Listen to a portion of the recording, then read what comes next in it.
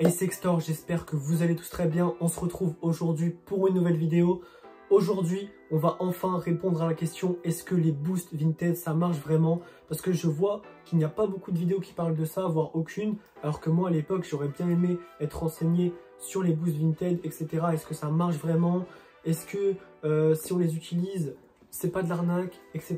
Donc on va voir tout ça dans cette vidéo. Avant de commencer cette vidéo, je voulais vous prévenir comme quoi il y aura à partir de maintenant, tous les mercredis à 18h30, une vidéo qui sortira. Et puis quelquefois une en plus le week-end qui sera une vidéo bonus. Voilà, comme ça vous êtes informés. Cette vidéo va se dérouler en 3 étapes. Dans la première étape, je vous expliquerai déjà qu'est-ce que c'est que les boosts vintage. Dans la deuxième étape, je vous expliquerai comment ça marche et pourquoi utiliser des boosts vintage. Et dans la troisième étape de cette vidéo, je vous montrerai du coup quelques résultats que j'ai pu essayer. Et puis vous verrez un peu quel nombre de vues ça rapporte. Est-ce que ça m'a fait rapporter des abonnés? Est-ce que j'ai pu vendre grâce aux boosts vintage tout simplement? Donc je vous conseille de rester jusqu'à la fin de cette vidéo et on part directement. Qu'est-ce que c'est que les boosts vintage? Tout simplement, les boosts vintage, c'est une option payante que Vinted a mis en place il y a de ça quelques années pour mettre vos articles en avant. C'est-à-dire que si par exemple vous avez un pull que vous voulez vendre plus rapidement, et ben vous allez pouvoir booster votre article. Donc ça coûte une certaine somme, soit pour 3 jours, soit pour 7 jours. Donc voilà, après vous pouvez booster vos articles. Ça vous permettra de potentiellement augmenter vos nombres de vues, augmenter vos nombres d'abonnés et puis bien sûr de pouvoir vendre plus, c'est le plus important.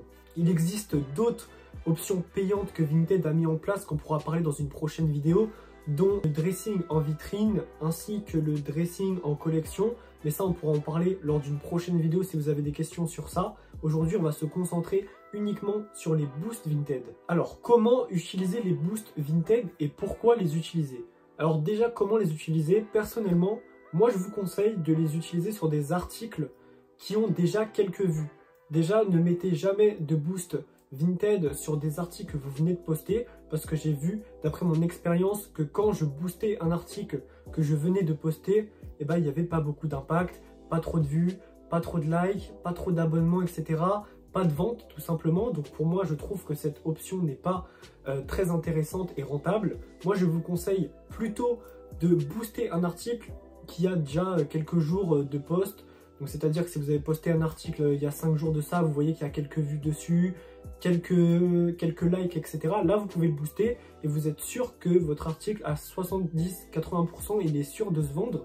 Tout simplement parce que l'algorithme avait déjà mis cet article en avant. Donc si en plus vous le boostez, vous avez encore plus de chances de le booster. Donc soit vous pouvez faire comme ça, ou soit aussi, il y a des fois, il y a des articles au bout de quelques jours, vous voyez qu'il n'y a pas trop de vues dessus, pas trop de likes et tout. C'est vraiment limite la misère, vous avez envie de le reposter. À la place de le reposter, essayez de le booster, ça peut aussi marcher comme ça.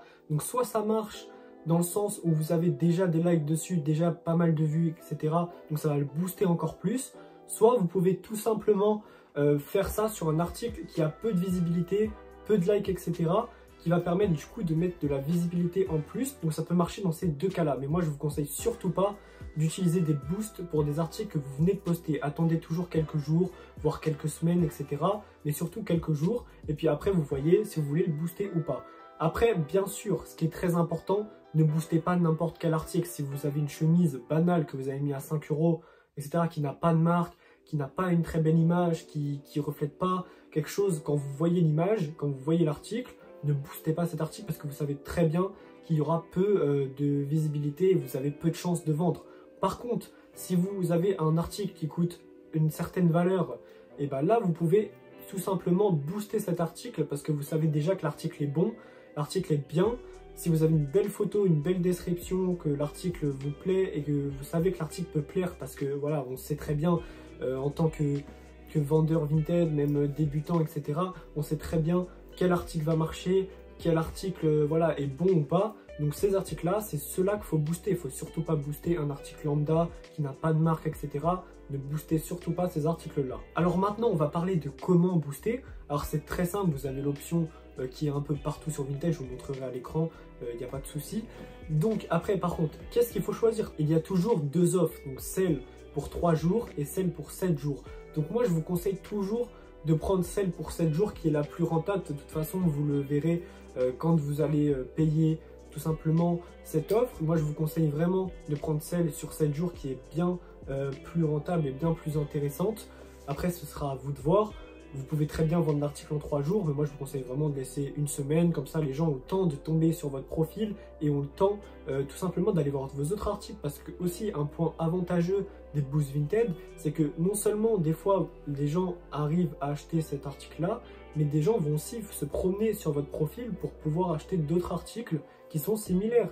Les gens déjà ils vont avoir plus de chances de tomber sur l'article boosté, donc ça amène plus de chances que vos autres articles se vendent également sur votre dressing. Un autre avantage des Boost Vinted, c'est que vous pouvez payer directement avec votre porte-monnaie Vinted. Je m'explique. Si par exemple vous vous dites j'ai pas trop d'argent, c'est un peu compliqué, j'ai pas envie de mettre de l'argent pour les Boost Vinted parce que je vais pas être rentable ou je vais gagner un peu moins d'argent si je fais ça, etc.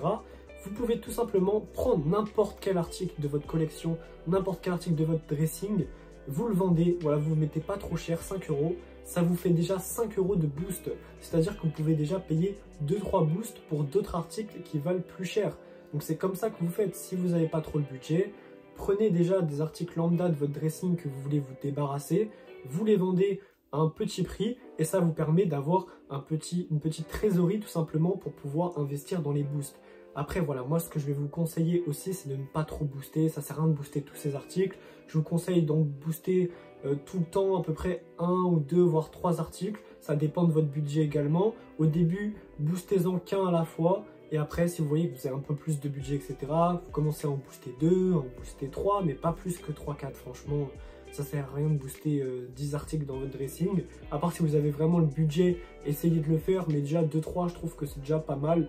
2-3 constants. Donc voilà. Alors maintenant, on va parler des résultats que j'ai pu avoir grâce au boost des articles sur mon Vinted. Alors je vous montrerai à l'écran des petits exemples de ce que j'ai pu vendre grâce au boost Vinted. Il faut savoir qu'à chaque fois, j'ai payé à peu près 1,40 €, 1,60 €. Puisque je suis pro sur Vinted, je paye un peu moins cher les boosts Vinted. Donc si vous êtes pro sur Vinted, vous payez un peu moins cher les boosts. Mais après, vous payez des taxes. Donc bon, ça revient un petit peu au même. Mais c'est vrai que c'est une fonctionnalité intéressante pour les professionnels sur Vinted. Donc voilà, je vous montre à l'écran à l'instant quels articles j'ai pu vendre grâce au boost Vinted. Et puis franchement, c'est assez intéressant. Quand vous postez un article, vous mettez 3-4 € plus cher et vous le boostez. Comme ça, hop, l'argent que vous allez vendre sur cet article, ça va rentabiliser le boost que vous avez payé. Donc voilà, ça c'est vraiment quelque chose d'intéressant qu'il faut faire. C'est pour ça que les trucs que vous voyez à l'écran, je les ai mis un peu plus cher pour pouvoir rentabiliser mon boost. Et comme ça, c'est compté dans le prix tout simplement. Si vous avez d'autres questions à propos des boosts Vinted, n'hésitez pas à les mettre en commentaire. Si j'ai oublié pas mal de choses, je referai une deuxième partie. Et puis sinon, je vous répondrai à vos commentaires tout simplement. J'espère que vous avez apprécié cette vidéo. On se retrouve donc pour la prochaine vidéo très bientôt. Moi je vous laisse, n'hésitez pas à aller voir mes réseaux, à vous abonner, c'était Extor et au revoir.